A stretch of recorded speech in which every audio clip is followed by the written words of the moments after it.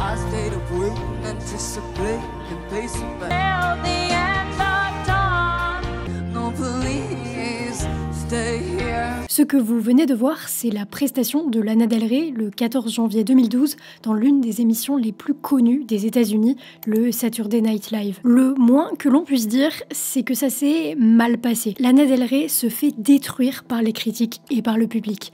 Brian Williams, un journaliste américain très connu de la NBC, déclare que la prestation de Lana est l'une des pires de l'histoire du Saturday Night Live.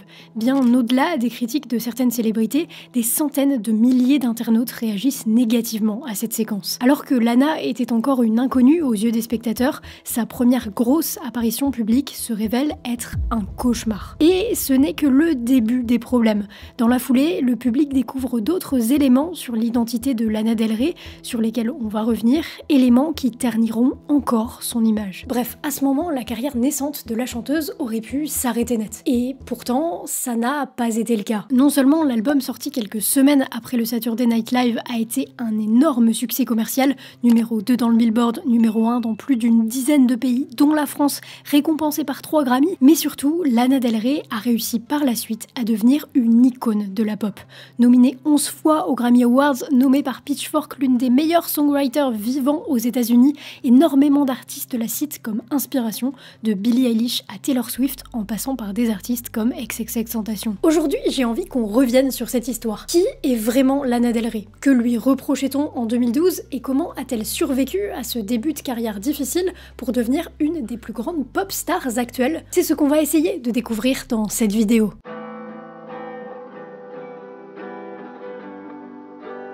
Lana Del Rey ne s'appelle pas Lana Del Rey, déjà. Son vrai prénom, c'est Elizabeth Grant. Et elle a un parcours un peu différent de pas mal de musiciens, puisqu'elle a découvert la musique assez tard, avec des guillemets. Et ça n'a pas été un chemin facile. Même si Elizabeth naît dans une famille plutôt aisée, elle n'a pas une adolescence très heureuse, puisqu'à 14 ans, elle tombe dans l'alcool et dans la drogue. Elle se sent extrêmement malheureuse à cette époque. Son addiction est tellement grave qu'elle quitte l'école dans laquelle ses parents l'ont envoyée pour se rendre en cure de désintoxication alors qu'elle n'est même pas encore majeure. Mais elle s'en sort et réussit à vaincre son addiction. À la suite de cette expérience douloureuse, Elizabeth part vivre 1 an chez son oncle et sa tante au nord-est de New York. Et c'est là que son oncle lui fait découvrir la guitare. Elizabeth avait déjà quelques expériences en chant, dans les églises notamment, mais pour la première fois, elle découvre ce que c'est de jouer et de créer de la musique, et elle l'adore. Elle adore à tel point qu'elle se met à faire des petits concerts sous le nom de Lizzie Grunt avec ses amis à côté des cours qu'elle suit à l'université.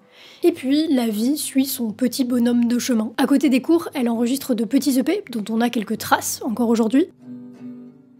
My mama wouldn't say you was a good boy, but you're making money and you're working hard.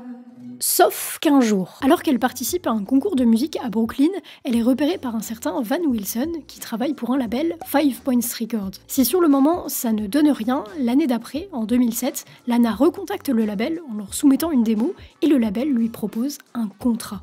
Soudainement, la perspective d'une professionnalisation s'ouvre. La future Lana, qui se fait encore nommer Lizzie Grunt à l'époque, achète alors un mobil-home et part s'isoler pour composer de la musique avec son nouveau producteur. Nouveau producteur qui n'est autre que David Kane, qui a entre autres produit Paul McCartney. Grâce à son label et à sa nouvelle équipe, elle sort son premier EP, Kill Kill.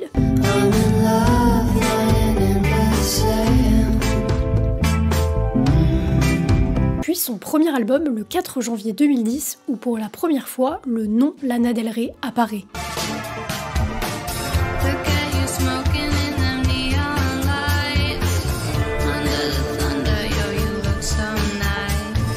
Et il ne se passe rien, mais rien du tout. Lana, ça l'attriste un peu. Et puis, elle rencontre 2 managers qui lui proposent de l'aider. Mais la première étape pour qu'il l'aide, c'est qu'elle tourne la page avec son ancien label. Lana, à l'aide de ses 2 nouveaux compères, Ben Mawson et Ed Millett, rachètent les droits de ses projets précédents et ils font tout supprimer d'internet. En tout cas, ils effacent le maximum de traces de Lizzie Grunt. La vraie carrière de Lana Del Rey peut commencer. Mais ça va pas vraiment se passer comme prévu, même avant la performance au SNL.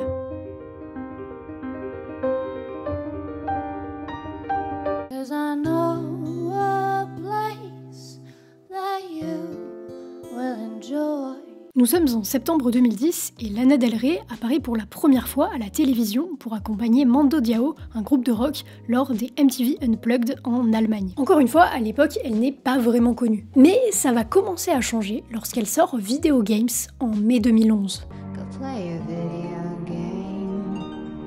Le clip est publié sur YouTube et pose la première brique de l'univers visuel de Lana Del Rey. Et Video Games rencontre un petit succès, notamment dans le milieu indépendant. Grâce à ce petit succès, Lana signe dans un label Stranger. Sauf que la vidéo de Video Games se fait striker par YouTube. Le 9 septembre 2011, Lana et son label sortent donc un nouveau clip officiel, Blue Jeans.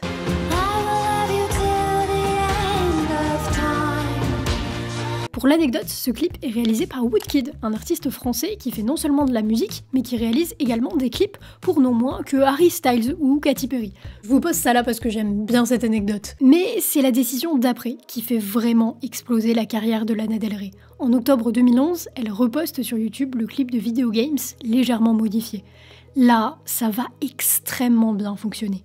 Si le morceau ne monte pas si haut dans le Billboard Hot 100, il intègre cependant le top 3 des classements de plus d'une dizaine de pays. Après plus de 7 ans de galère, Lana Del Rey se voit enfin reconnue pour sa musique. Et certes, sa musique plaît, mais c'est tout l'univers autour de Lana qui séduit le public. Esthétiquement, ses clips sont très particuliers. Ils reprennent entre autres l'imagerie du cinéma des années 60, les plans de Lana et le montage lui-même semblent être très fait maison, et son esthétique visuelle s'accorde très bien avec son esthétique musicale. Ses musiques sont profondément nostalgiques, sombres, tristes, mais avec surtout une touche de nostalgie très particulière. Ces sonorités plaisent à un public qui découvre donc une toute nouvelle artiste, et légitimement tout le monde se pose la question, qui est Lana Del Rey? Parce qu'à l'époque on ne sait pas grand chose sur elle, et la plupart des traces de son passé musical en tant que Lizzie Grant ont été effacées. Enfin, presque. Parce que très vite, à force de chercher, certains vont trouver. Ils vont réussir notamment à déterrer une partie du passé musical en tant que Lizzie Grant. Et cette réinvention de Lizzie à Lana, elle ne passe pas. Pour comprendre pourquoi, il faut comprendre quelque chose de très simple. La cible principale de Lana Del Rey à cette époque, c'est le milieu indépendant, l'indie. C'est un milieu qui se veut par essence extrêmement authentique.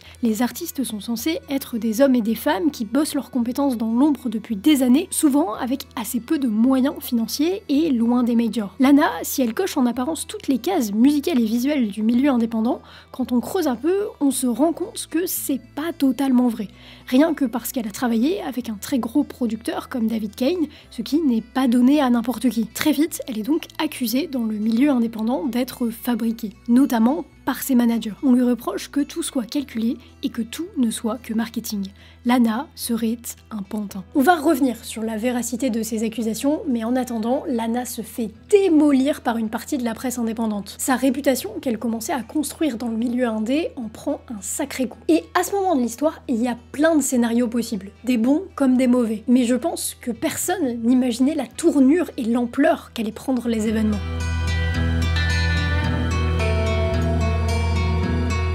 I stayed awake, anticipate and pacing back. No, please stay here. Jusqu'ici, Lana Del Rey avait un peu de succès, donc le public, à l'échelle des États-Unis mais aussi dans le reste du monde, commençait à la connaître.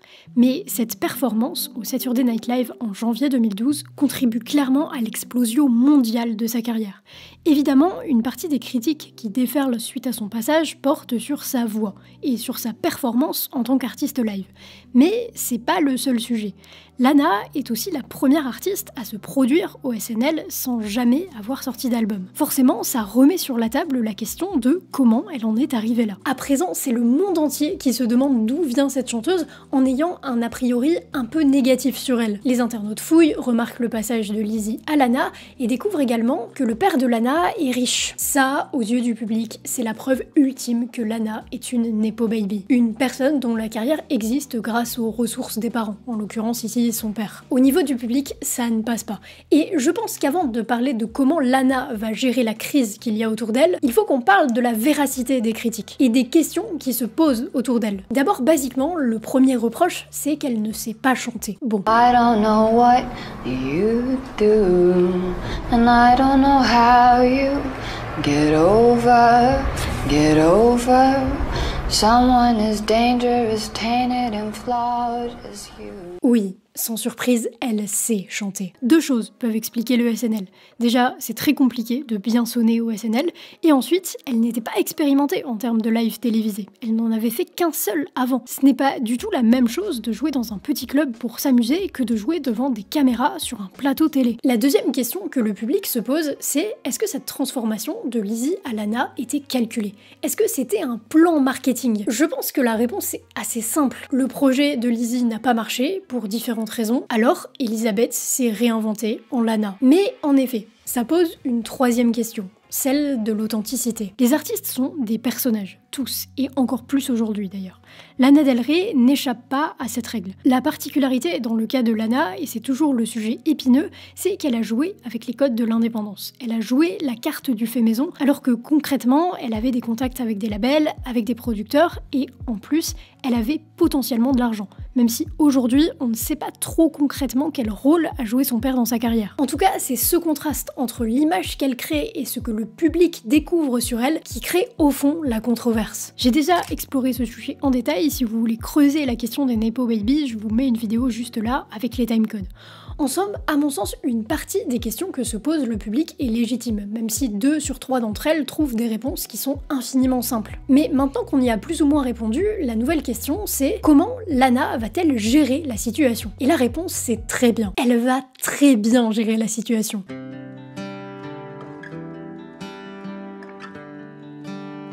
Stiff, distant and weird. Okay, yeah. It's my thing. D'abord, elle va réagir aux critiques avec beaucoup d'autodérision, tout en glissant quelques pics à ceux qui la taillent sur internet. They pointed out that you attempted a singing career a few years ago under your real name, Lizzie Grant, and I guess they thought your new name, Lana Del Rey, seemed like a marketing gimmick. Yes, and they're absolutely right. No serious musician would ever change their name. Except maybe for Sting, Cher, Elton John, Lady Gaga, Jay-Z, everyone else in hip-hop, and of course Bob Dylan. Réagir avec autodérision, ça ne marche pas à chaque fois. Surtout quand ce qu'on vous reproche semble justifié.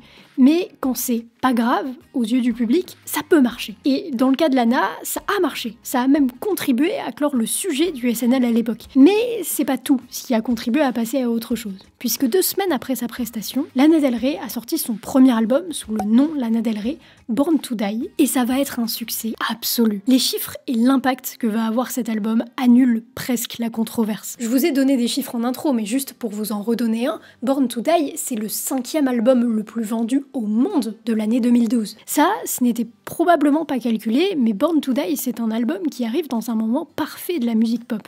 À l'époque, les chansons pop sont assez optimistes. On a Call Me Maybe de Carly Rae Jepsen, on a Starship de Nicki Minaj, on a Die Young de Kesha.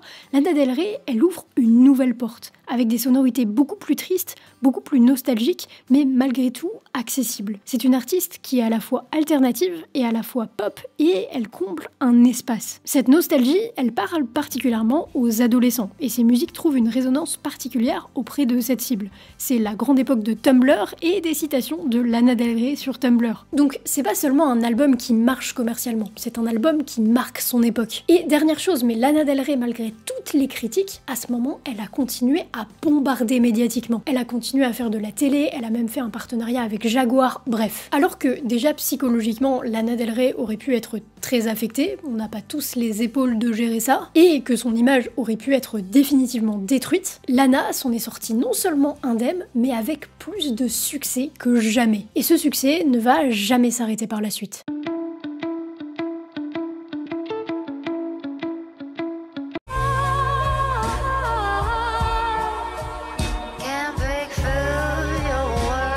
Deux ans après Born to Die, Lana Del Rey sort Ultraviolence, son 2e album qui connaît un immense succès commercial mais aussi critique, à l'inverse de Born to Die qui avait reçu des avis un peu plus mitigés. Cette année-là, elle reprend également Once Upon a Dream pour le film d'animation de Disney Maléfique. Et ce n'est pas sa seule apparition dans le milieu du cinéma, puisqu'elle compose également pour le film Big Eyes de Tim Burton ou pour un film d'horreur. Elle n'a jamais arrêté de travailler sur ses sonorités et sur son esthétique, ce qui fait qu'aujourd'hui, c'est une artiste vraiment très complète et très cohérente. Et l'apogée de ça, c'est sûrement en 2019 avec l'album Norman Fucking Rockwell.